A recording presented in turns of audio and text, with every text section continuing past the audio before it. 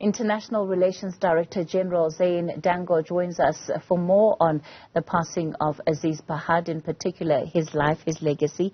Good evening, Mr. Dangor. Thanks for your time.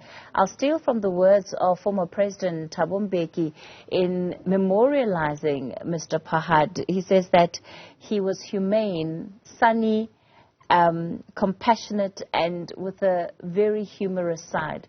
Are those characteristics that you can remember in him, that you would have been able to identify in him? Good evening, Kathy. Yes, I think the former president has summed it up in very succinctly.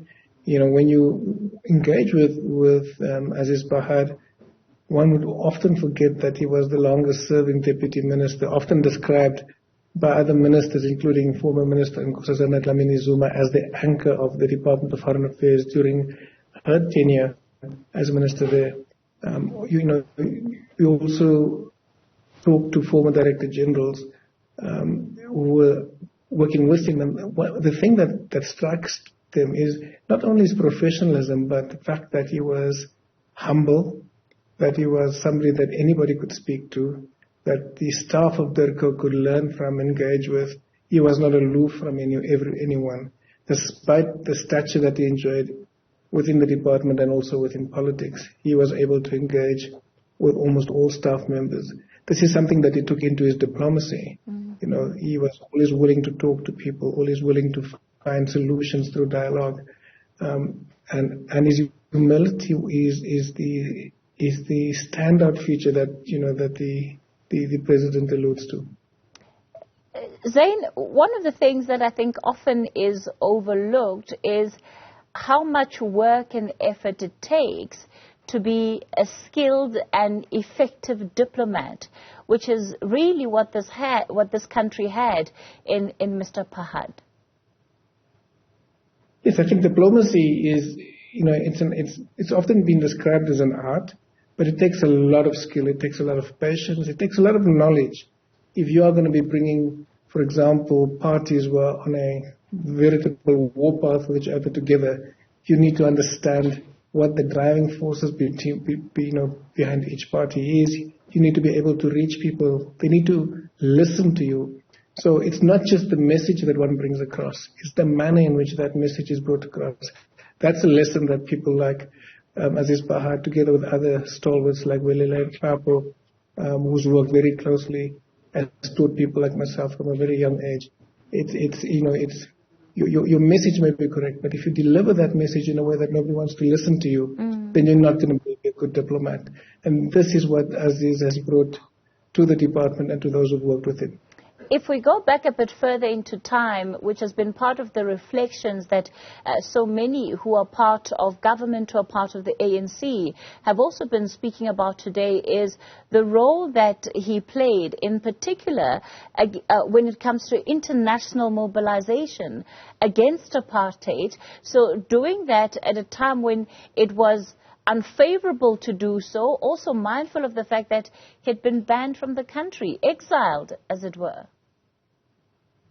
So Aziz was part of that group of exiles who was involved in diplomacy without being in government.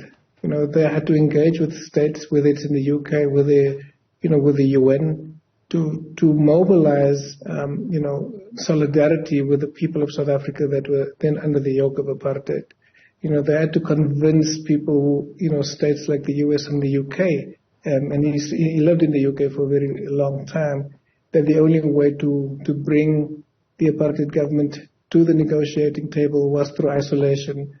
And that was something that wasn't always easy for others to accept. So they have to do a lot of convincing, a lot of mobilization of the anti-apartheid movement, which he helped build, but then to also use his skills as a diplomat without being in government to persuade decision makers in the international community to isolate the apartheid government so that there would be the opportunity for negotiations towards peace and the settlement.